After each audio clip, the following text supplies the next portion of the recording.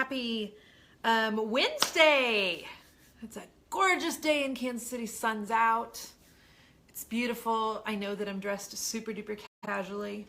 Yeah, I just am. When you're self-employed, you can do that. Here's my current.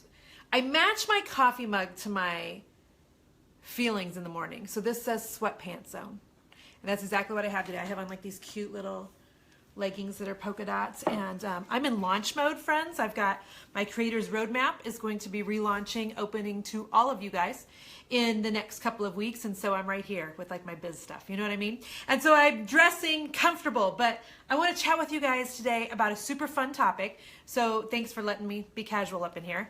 Good morning, Sheena. Oh, thank you. I just got those. And yes, Ashley, we are praying for you in Southeast Texas that the Lord would part the skies, that the sun would come out, that the rain would go in the name of Jesus, that hurricane would go back out to the sea where it came from, and that good weather would be restored to your sweet state, and just for grace and mercy for those of you affected by the flood. My goodness, it's heartbreaking. It's heartbreaking. I have about 10 women in my coaching group alone who are affected by it, and it's heartbreaking, and it's widespread, and we are rooting for you, praying for you. I've donated. Some of you may have saw the post I did last night on my Facebook page, where you can buy earrings from Nickel and Suede, and they'll donate on your behalf. And so anyway, do something. Do something if you can for our friends in Texas. Let's talk about love languages, okay? How many of you know what the 5 love languages are? You don't have to list them out, but how many of you have heard of love languages? Love languages may have saved our marriage a time or two, and I'm not exaggerating. Jason and I will have been married 20 years in October. I know it's super bright right now on my face, friends. I'm so sorry. I don't even have the light turned on. So it'll be 20 years in October. We like to joke that only 19 of those have been happy because we had a rocky start, you guys. We were knuckleheads. We just didn't have any idea what we were doing. Becky Dixon, thank you for sharing this right off the bat. God bless you. What I'm about to share with you is life-changing information. It will affect the way you deal with the friends and family around you. It'll affect how you interact with your spouse. It'll affect how you treat your kids. It'll affect your coworkers, the people that you employ, etc. Love languages is so important. And so we're going to go through here, and I've got my notes to try to stay on task so I don't remember or don't forget. And see, menopause brain. And I want to know from you guys if you know what your love language is, and then we're going to talk about how it affects you in your daily life, and we're going to talk about how it affects you in your biz life, okay? So love languages, I can't find my love languages book. I went to look for it this morning, and I'm like, who has it? Who has my book? And I know that you got my book because it will have my name on the inside, because I put my name in there.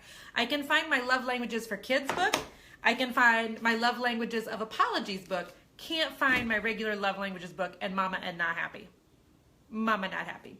Okay, so there's 5 primary love languages, okay? These are the ways that you and I feel most loved. And everybody has one primary love languages and usually a secondary. For those of you who are like, oh, I'm all of them. No, you're not. Pick. I love you, but pick. Most of the time, people that say I'm all of them are the people who they're just not quite comfortable in their own skin yet. And they have a really hard time going, you know what, this is who I am, deal with it. Okay, so pick. I'm going to make you pick. So we're going to go through these one by one, all right? So the first love language, in no order here, is quality time. So somebody that's got a love language of quality time wants you to actually hang out with them, okay? My best friend Laura, her love language is quality time. So last night I went with Laura to get her hair cut in a diva cut for the first time because she has curly hair. And I spent time with her, and that's how she feels loved. My very low on my love language is quality time. I don't have to see people at all because I'm an introvert, I'm a home nerd, I'm a homebody. Quality time for me is not important. And so, but for her, it is. Now, here's the kicker, you guys, with love languages. It's important to know what your love language is. It'll be easy for you to figure out, but it's more important for you to figure out the people around you, because My love language, which we'll talk about later, is words of affirmation. So if mine is words of affirmation and my best friend Laura's is quality time, and I'm constantly sending her cute notes in the mail, but the only way she really feels loved is when we go to the movies or go shopping or get our nails done together, she's feeling unloved. Does that make sense? Does that make sense? Yeah, thank you for sharing, Diana. I appreciate it. And so the key is to love people in the way they feel loved, not in the way you feel loved.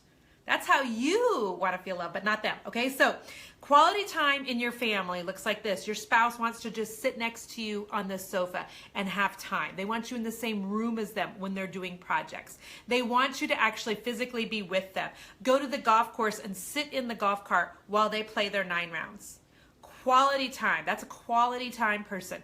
If you have a quality time kiddo, Mom, come hang out with me. Mom, read me a book at bedtime. Quality time kids stretch bedtime out a long ways. Do any of you have a quality time kiddo? And they just want you to be there in the same space with them. Sometimes my son Easton will say, Mom, sit down in my room. I'll be like, all right, babe, I'll sit down in your room. We don't necessarily have to talk. We don't necessarily have to do anything. We're just in the same general vicinity. That's a quality time person. Now, let me tell you how this shows up in your work, okay? Because a lot of you are business people who follow my page to get help with your small business, and I love you for that. Thank you. All right, so when it comes to clients, people that work for you in your job, listen, I wrote down a couple notes here, okay? If you have a client who is a quality time person, they're going to want to see you face to face. And I was thinking about how my husband Jason is in sales, and he has some accounts that he can take their order over the phone, right? He has other accounts that he needs to physically go to every week. Why? Clearly, they feel taken care of when Jason demonstrates quality time to them. They want FaceTime. They want FaceTime. That's what a quality time client looks like. There's usually a courting period, okay? Some of you have been following my Facebook Lives for the 2 years I've been doing them. You are still considering joining my coaching group, but you have this really long onboarding process where you really need for people to demonstrate longevity, loyalty, consistency, showing up day after day before you can finally commit to working with them. How many of you know what I'm talking about? Some of you are just avoiding doing what you know you need to be doing, but some of you really need quality time before you can join somebody in business. If you work for somebody else and your boss is a quality time person, he wants you there from 9 to 5. He don't want you leaving at 3:45 when your work's done. He wants you there until 5. This is one of the reasons I could not work for corporate America, okay? By the way, has everybody had their coffee this morning? What are we drinking? I'm drinking it black, just black. Just black. Been drinking black coffee now since November 1st. I gave up creamer. Thank you, Jesus. But when I worked for corporate America, I could not stand the fact that I was done with my work at 2 o'clock. You know why? Because I'm super freaking efficient and I'm super fast and I'm a smart learner and you ain't giving me enough to do. So I'd be done at 2 o'clock and I'm doing this.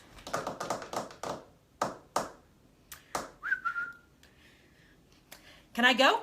And I had a quality time boss who wanted me to stay right until 5 on the dot. And I would like sprint out of there. How many of you have had a boss like that? I would sprint the heck out of there. I'm like, why are they forcing me to stay? And I'm done. I'm done with all my work. It's because they're a quality time person and they want you physically your butt in a chair. And that kind of stuff will drive me to drink. And so couldn't do it. Couldn't do it. So glad I'm self-employed. So quality time is number 1. Are you quality time? I'd love to know. Okay. Number 2.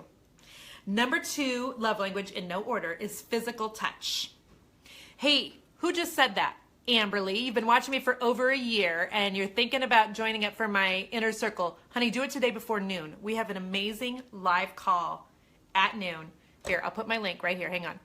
Learning how to use Facebook bots for your business. For any of you that sell anything, if you join today before noon, you get in on that free training. Okay, physical touch. And there, I just put the little, did I put it there? Did I do it? I thought I commented. Here's the deal with physical touch. People like to joke about physical touch and they like to say, oh, isn't every man physical touch? Okay, well, come on now. Yeah. Yep. the majority of them are, all right? But physical touch looks a lot different, okay? So I have a kiddo who's a physical touch, which means if we're on the sofa, his feet, he likes to be up against me. He likes to be sitting close. He's a hugger, which is, as his mother, and he's handsome as the day is long, I'm like, dang it. Quit hugging people. Can we? No hugs until you're 30.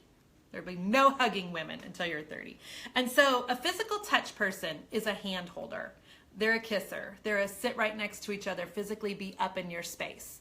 So that's what it looks like in your family. And if your man, ladies, is a physical touch person, you can read into what I'm saying here, keeping this totally PG for all of our underage friends on here, okay? And so that's how they feel loved. That's how they feel loved. If you're withholding in that area, you're withholding everything that's important for them to feel loved. What they read into that is, she does not love me. It's just the way the world works. I didn't design it this way. God did. Take it up with him. Take it up with him. So physical touch, when it comes to business is weird because, you can't be all huggy and kissy in business because this is what HR is for, right? I mean, this is lawsuit material. And so, but I will tell you where a physical touch thing does show up as important in business. And that's something as simple as a handshake. How many of you have ever shook somebody's hand before and it's like wet noodle, wet fish, and you're like, oh, come on. Now, for some people, that doesn't bother them. For me, I'm like, you've got to be kidding me. You've got to be kidding me. You got to shake my hand better than that. I have a little bit of physical touch in me. And I learned this when I was pregnant with one of my last kids. When we'd go to bed at night, on my belly, was out to here because I was the size of a Volkswagen for every pregnancy. And my husband would say, lay your head down, honey. And Jason would just like stroke my hair until I went to sleep. 6 out of 7 nights a week, he still does that now. He still does that now. I don't think my love language used to be physical touch, but it has grown into physical touch.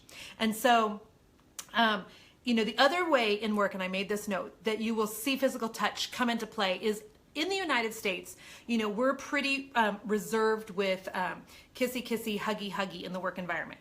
But overseas, they fully expect you to kiss them on the cheek. They fully expect you for there to be a different kind of handshake, a hug, a bow, or whatever. And so physical touch really does come into play in business. Don't think that it doesn't, but also don't get yourself into trouble. So it's fun, like looking at your family members and being like, oh yeah, they like physical touch. I can tell you, like, my mom is not a physical touch person. You want to know how? I know when she hugs me, she gives me like a little pat. She's also a side hugger and not a full body hugger. And so you can kind of start reading people, which is fascinating. So my mom doesn't feel loved when I give her a big old hug. My mom feels loved when I buy her something, because her love language is gifts, and we're going to get to that in just a second. Okay, so whose love language is physical touch, first of all? Tanya, I have a kiddo who does not like physical touch at all. My oldest son, Noah. Here's what I blame that on. Noah was born a couple of weeks early because I had some problems in that pregnancy, and they took him early. And he was very jaundiced. We just kept thinking, wow, we got a really tan kid. Man, this kid's got some good skin. Now, my husband's as Polish as they come. His mother's maiden name is Zagrodzki, so he is Shea Whitey. I mean, my husband's skin is transparent. I am as white as they come as well. We are some white people. And so when our kiddo came out, our first one, we were like, dang, he's got some good looking skin. We were like, where did this come from? No, he was jaundiced. He was jaundiced. So he had to be under one of those bilirubin lamps for the first 2 weeks of his life. Boy, I wish the lighting was not quite that just bright. Sorry. There, that's better. And so for the first week of his life, we were not able to hold and cuddle him a ton because he had to lay under the lamp. And if he didn't lay under the lamp, they were threatening to put him back in the hospital where he would be under a lamp. So we were allowed to take him out from under the lamp to feed him, change him, nurse him, and put him back to bed. And so I think that that's one of the reasons why he's not into physical touch. Not a hugger. Not into it at all. Not into it at all. And that's okay. That's okay. So love language number 3 is words of affirmation. This is me. This is me. How many of you are words people? And you know you're words people. Like anybody that's a words of affirmation person, they just automatically know that they are. I feel most love when somebody says, Jen, you're a really good mom. Or when my husband tells me that I've done a good job as a wife today. He doesn't say that often enough. I need to do better at being a better wife, probably is why. When you guys send me emails and tell me how my coaching has personally changed your business, I cry. Last night I got a private message from a woman on Instagram who I prayed for 2 weeks ago to get pregnant, and she private messaged me last night. She had taken a pregnancy test and was able to tell me she was pregnant before her husband even got home from work, and I bawled. I mean, yeah, I'm a crybaby Christian is what my husband calls me. So I have a tendency to cry at things anyway.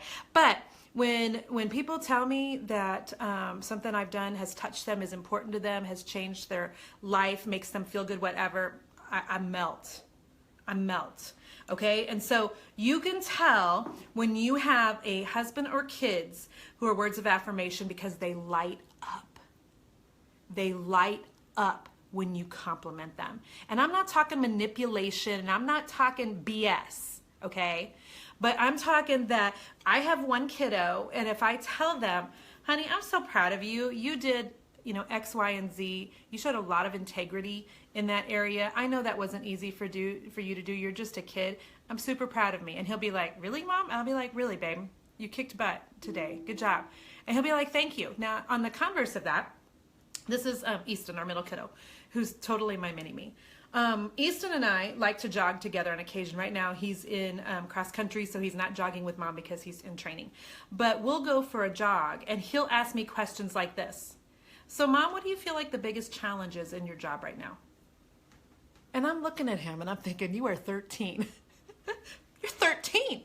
Words of affirmation, people, it's not that they like to talk all the time, but they like to kind of go deep. They like to go deep. We're not really surface conversationalists.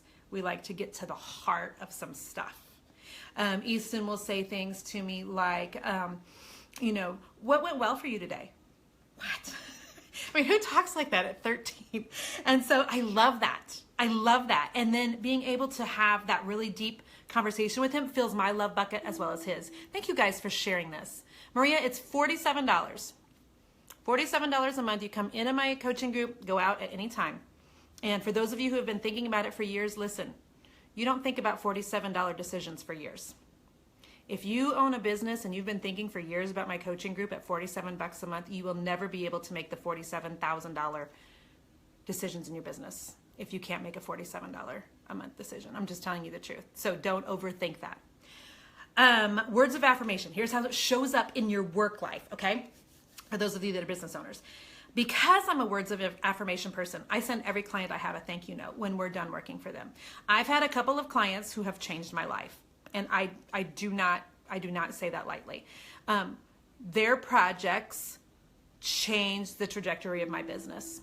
And after I worked for them, I sent them heartfelt letters, just telling them how important working in their home was, what it meant to us financially, what I learned from them, etc. Now, I don't know, because if their love language is not words, to them it just kind of But for me, because that's how I feel the most love, that's how I wanted to love them. Okay, and so you can tell your clients, though, what their love languages are. I have a couple clients, I know their love language is gifts. You want to know why? Because they give me and my girls things all the time when we're in their house. And so for those clients, it's better for me to buy them something at the end of that project. It can be little. Here's the thing with people who, we're still on words of affirmation. Don't get me confused. We'll go to gifts in a minute. Back to words of affirmation. Thank you notes. Thank you notes. Send people emails back. When you have somebody that drops you an email and they kind of lay out some things on the line for you, they're very transparent, they're very vulnerable, you can usually tell they're a words of affirmation type of person. And so then to respond back to them in the same vulnerable, transparent, heartfelt way will touch them like none other. If you guys are working at getting clients, watch for the cues. Watch for the cues. Those people don't care about a coupon. They care about a personal touch of words from you. That's what they're needing to take to go into business with you at the next level. Okay? Somebody that likes words of affirmation is going to love praise. That means if I have the girls who paint for me at a job site and I talk really well of them in front of my clients, they'll beam. That means my husband, who's also a words of affirmation. Some of you say, how do you get Mr. Magic to do so many projects for you? I praise the heck out of him, both privately and publicly. I try to do it here with you guys as much as possible. And when he hears that I think he's a rock star and kicks butt, he does more rock star kick butt things. That's the way words of affirmation people operate. All right. One other way in work, and I wrote a note of this so I would not forget to tell you. If you guys do not know what Facebook Messenger bots are and you're a business person, this is what my call today at noon is if you're in my coaching program. A potential client who loves words of affirmation is going to love getting a Facebook message from you through a bot, which we're learning about today. If you're not in business, ignore this last 30 seconds. But that's one of the reasons why I'm like, join today if you're going to, because the bot training is going to be cool. It's words of affirmation are an extra touch. It's like the cherry on a cupcake when you've done a job for somebody. Words of affirmation matter in business. Who's a words of affirmation person? Tell me. Right here. Right here. Right here. All right. Next is number 4. The number 4 way people feel loved. We're going over the 5 love languages by Gary Chapman, you guys, for those of you who have joined late. Love language type number 4 is gifts. You can spot a gift person a mile away because they're good gift givers. Gifts are really low on my love language list. My husband, gifts are out the window for him. My mom, gifts are out the window for her. And here's how I discovered some of this stuff, okay? Because I took a class on it, like no joke. When you figure out your own love language, but more importantly, figure out the love language of the people around you, it will change your relationships. It changes your relationships. For me, I remember when I figured out my mom's love language was gifts when my kids were much, much younger. And one of the cues for me was she kept giving us stuff all the time. Bags of things she would pick up at a garage sale, newspaper clippings that she thought we may enjoy, a new type of coffee that she found at the grocery store. She would make us cookies, constantly giving to me. And I just kept thinking, gosh, she's just so over generous. I mean, Mom, you don't have to give us stuff all the time. Well, then when I started figuring out love languages, I'm like, oh, okay. And I can remember one time being out and buying an outfit for myself, and me thinking to myself, because my mom and I have the same shape, she's just like half my size. We have the same figure, but she's tiny. She's tiny. She's barely 5 foot tall. She's just this little petite little thing. And so, so clothes that usually fit my body type usually also fit my mom's body type. I just have to buy them smaller for her and not, spit because I'm irritated. She's small. And so I found this outfit and we have similar styles. And I'm like, oh, I'm buying one for me. And then I thought, you know what, let me buy one for my mom. And so I bought an outfit for my mom. It wasn't like it was $1 bajillion, you guys, because that's not what the gifts people are about. It's the act of you thinking of them and investing a little bit of money in them that goes such a long way. They think to themselves, wow, they thought of me and they gave me something. So it doesn't even have to be stuff you buy. It can be stuff that you just have laying around your house. And so I give my mom this outfit. You guys, you would have thought I gave her the winning lottery ticket. I kid you not. And then I was like, she's offering to babysit my kids for the weekend. And I'm like, what? Like, what just happened here? Not that she didn't babysit them before, but it was like ding, ding, ding, ding, ding, ding, ding. She feels loved right now. She feels loved. Wow. Okay, I got it. And so Mr. Magic is the same way. When you are a love language person and your spouse doesn't get you a gift for your birthday, doesn't buy you anything for your anniversary, at Christmas you get stuff for only the kids and not each other, you are wounding the heart of a person that feels love through gifts. If I go to the store today, in fact, Noah, our oldest, his love language is gifts. That's his primary one. So he's already texted me if I could pick him up some food special for him today at the grocery store, and would I get him a poster board to make a poster with this weekend? Sure and sure. If I buy him a pack of gum while I'm there, I'm going to get a hug out of that business. Out of a pack of gum, you guys. So here's the problem sometimes. Sometimes we make the mistake of thinking that our kids or our spouse are greedy. because they want. It's not that. What they're actually craving is attention, not even attention, affection. Let me rephrase that. They're craving affection. Jennifer, you can be a mix of a little of them, but everybody has a primary. Everybody has a primary. You just might not be comfortable with what your primary is. And usually that's why people will say that they can't figure out which one they are. Don't be ashamed of the way God wired you, right? Don't be afraid to just be like, yep, my love language is gifts. That does not make you greedy at all. If you are married to or raising somebody that loves gifts, make it pretty. Make it pretty. Put some time and effort into wrapping it. You can tell somebody whose love language is gifts because they are usually phenomenal gift givers. Mr. Magic, you guys, at Christmas time, I just want to pass out and die because he overgives to the point where I feel like, why even bother? I know it sounds terrible. I can't outgive that man. He's the most generous man I've ever met. I'm going to brag on my husband for 2 seconds. I have come home before and he has given away our freezer to someone who needed it. I have come home before and he's given away our lawnmower to a friend whose lawnmower broke down. And I'm like, babe, we've got a lawn. We've got a lawn. And he's like, yeah, but he needed it. And he's so uber generous. I mean, how can you compete with that? Not that it's a competition, but it's hard to be married to somebody whose love language is gifts and whose gifts for me is really low. More than likely, Sheena, if you love to give gifts, a lot of times that means that's what your love language is. Gosh, you guys, thank you so much for sharing this. I appreciate you more than you know. And so if you have a business, here's how gifts shows up in your business, okay? The love language of the gifts. You're going to have to, if you have a lot of clients who are into, if their love language is gifts, you're going to have to woo them a little bit. A box of chocolate, a cupcake. I know, Kaylee. Everybody loves it when I talk about love languages. Mr. Magic takes donuts sometimes to his clients, the ones that he knows. Eat that stuff up. And so that's how gifts works in the business world. On occasion, when my girls, thank you, Tara Sue, for sharing this. On occasion, in my business, I try to reward the girls who work for me with bonuses, with gift cards to Quick Trip, just with a thank you note also, because I don't know all of them intimately enough to know if their love language is words of affirmation or gifts, but that way I hit both.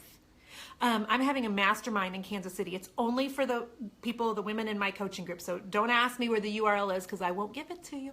Because it's only for the women I coach who are in my inner circle every month.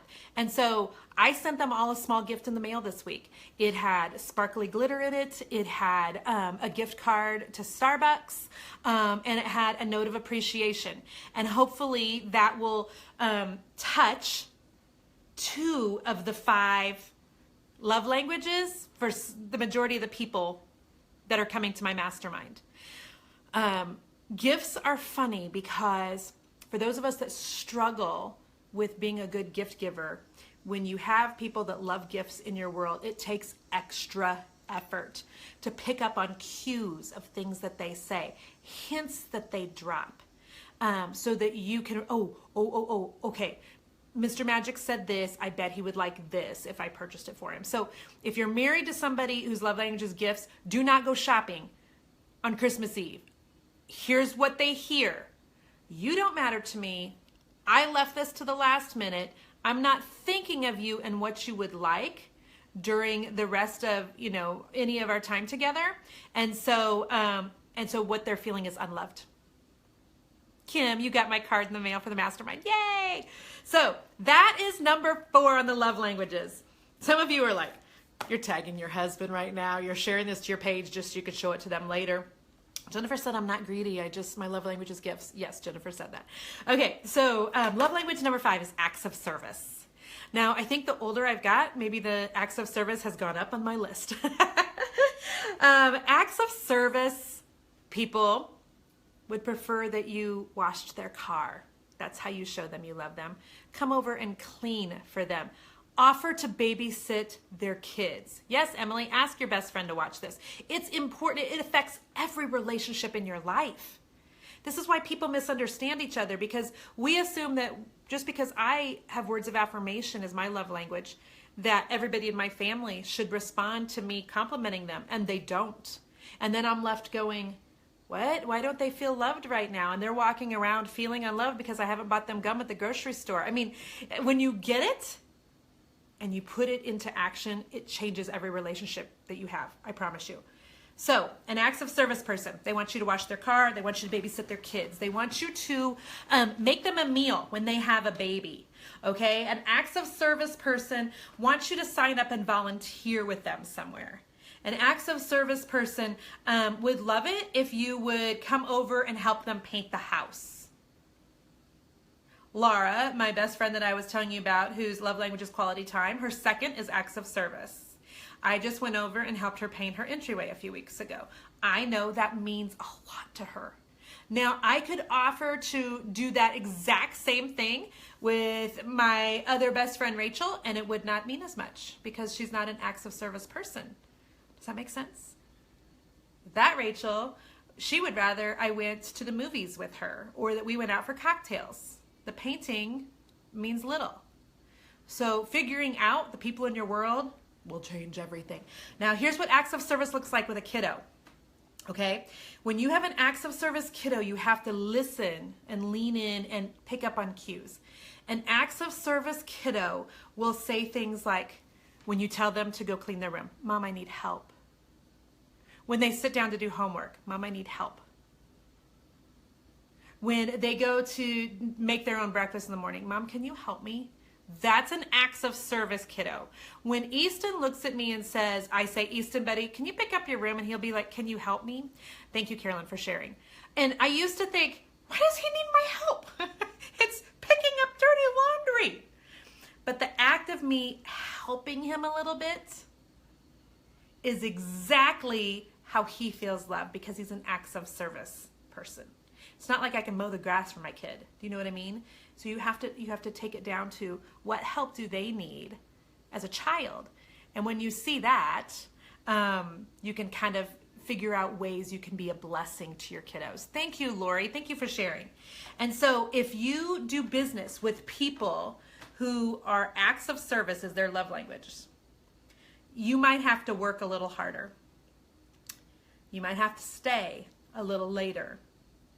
You might have to go the extra mile, do a little bit above and beyond what's required of you.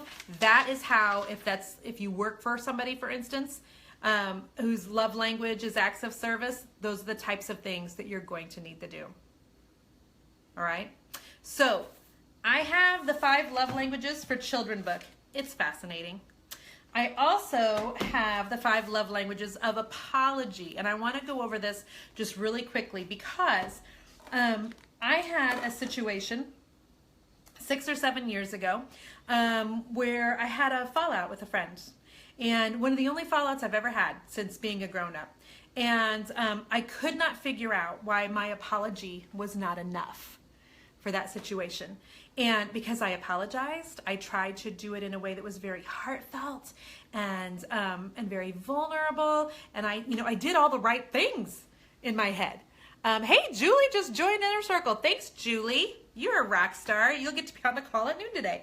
And so it's fascinating to me that the way we feel love, there's 5 different main ways, okay? So the quality time, physical touch, words of affirmation, acts of service, and gifts. There's also 5 ways that people accept apology. Jessica, this is a life changer, right? Hey, Jennifer just joined my group too. You're a blessing. Thank you, Jennifer. And so I'm going to read to you the 5 ways, and then you'll need to get the book because in my head I'm thinking, I apologized. For me, that's enough because I'm a words of affirmation person. For them, it wasn't enough. It wasn't enough. And this is why. There's 5 different ways people receive apologies, okay? Number 1, when you have definitely expressed your regret. I had to go through and reread up on these before I could tell you guys about these. Number 2, when you accept full responsibility for how everything just went sideways. Number 3, when you have done your very, very best to make restitution. Those are probably like acts of service people. When you have, number 4, genuinely repented. And number 5 is when you have requested forgiveness. And so, oh, thank you, Rachel, for sharing this. It's fascinating to me when you understand the 5 love languages and how you most feel loved, and then how the people around you most feel loved. And then the next step is understanding how other people around you best, what's the word I want to use?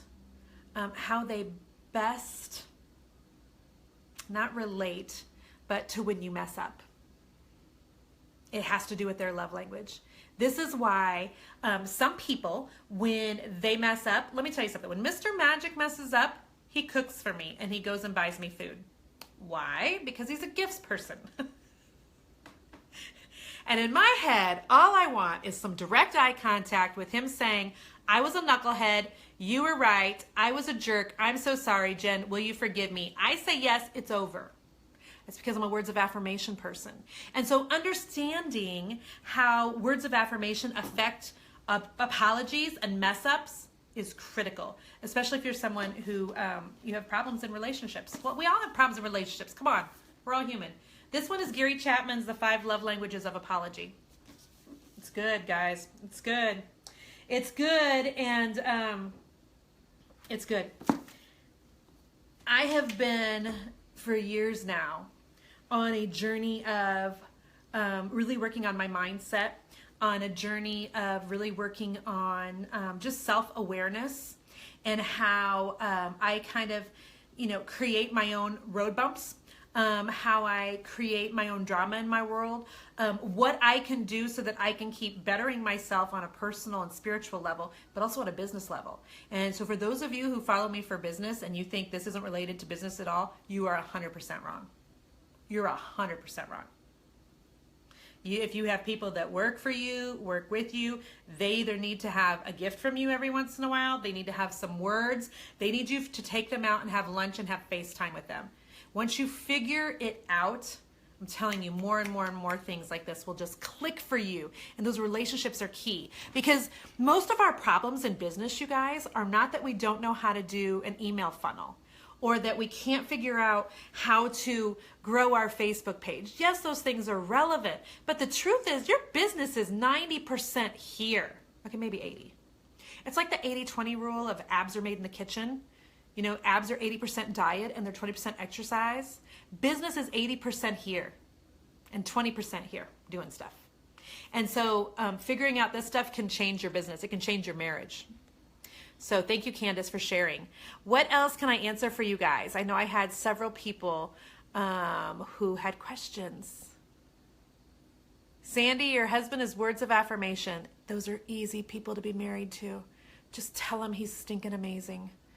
Tell him he's amazing. Cindy, if you're married to a grudge holder, I sincerely suggest you get this 5 love languages of an apology. And you will read there why it's because you didn't apologize to them in the way that they need it. Also, you didn't say it's your husband, so I can say this. Sometimes they're grudge holders just because they've got issues. What's that song? I've got issues. I can't think of the words. I can hum it in my head, but I'm not going to hum it for you. What's the name of the book? Caitlin says it's The 5 Love Languages by Gary Chapman. Life changer. Yeah, reread it, Emily. There's times I've gotten out my one about kids because I'm like, what are my children, and how can I, because here's the deal. When people feel unloved, their behavior lines up with that. A person who's not feeling loved, their behavior will follow. If you have children who are being unruly, if you have kids who are being disrespectful, if you have kids that are walking around moping, acting like they're mad at the world. Yes, hormones. Yes, #puberty.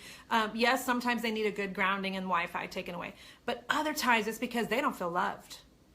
And you got to stop thinking that you're going to punish them into the behavior you want them to demonstrate. And instead, how can you love them into the behavior that you want?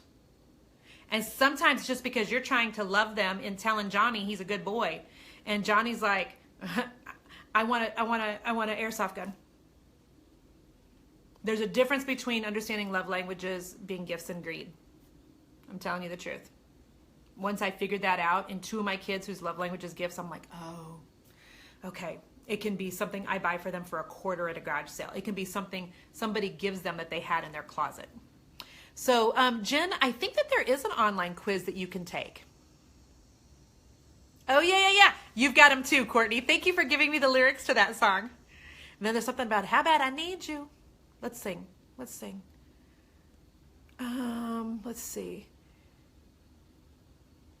Okay, so I know there's some other questions, but because I pinned this dang comment, there, maybe now I can see. Now I can see your comments. Okay, good.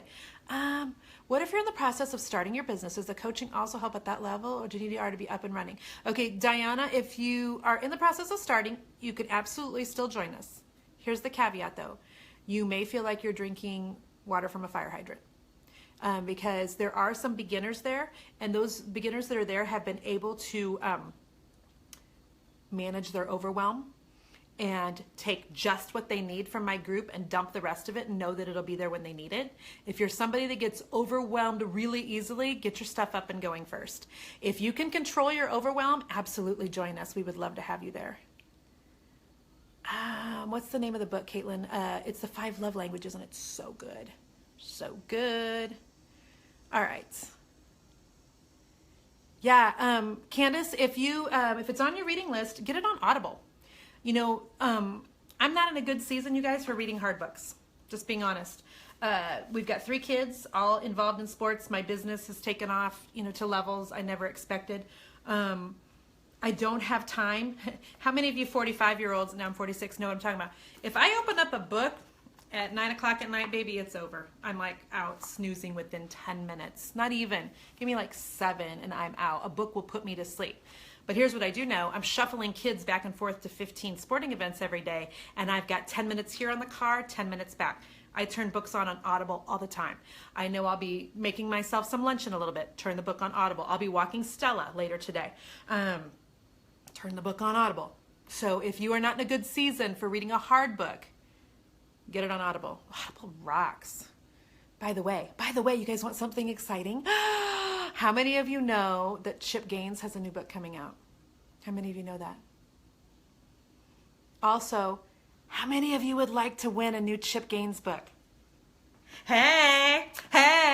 So, stay tuned. Kari Caldwell, when your love language is acts of service, what's a good way to not give away your service? Oh, that makes you so happy. Kari, I totally get it. Okay, let me think about that. Because you really are in it for the art and not the money. And if you are an acts of service person, you're going to be tempted to want to give a lot away for free. Maybe you have somebody else do the pricing for you. That might be the best thing, honestly. And make sure you're doing pricing through email and not face-to-face, because if you're an acts of service, you'll give it away face-to-face every day of the week. And I think that it's also good to understand, Kari, that you can't outgive God. And so when you're giving away, you will get that back to you one way or another, on this side of heaven or the next. And so it's okay to be generous in your knowledge, generous in your time.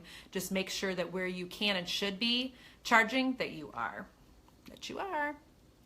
So, all right. Bless you guys. I got to get ready for a call on bots. Yeah, I don't even know what that is, and we're so excited. I mean, I know what it is, but we're about to find out. So, bless you guys. It's been my joy to chat with you about love languages, how they affect your life, your relationships, and your business. So, if this was something that you enjoyed, please share it. And if it's something that you're like, oh, my man needs to know, he needs to understand, share it and see if you can get him to listen to it later. But remember to make sure that your heart's positioned correctly as well. Because while it's great that we want everybody to understand our own love languages and how to love me, it's even more important that you understand how to love them. And for those of you who have marital conflict, I'm going to tell you the honest to goodness truth. The most mature one goes first. The most mature one goes first. So if you're withholding love from him, you know his love language is acts of service or his words of affirmation. You haven't talked to him in a week. He knows that your love language is quality time and he doesn't want to spend any with you. One of you needs to go first, and it's always the most mature one. So, that sucks, doesn't it? So, let it be you, girlfriend. All right. You guys have a good one. Bye-bye.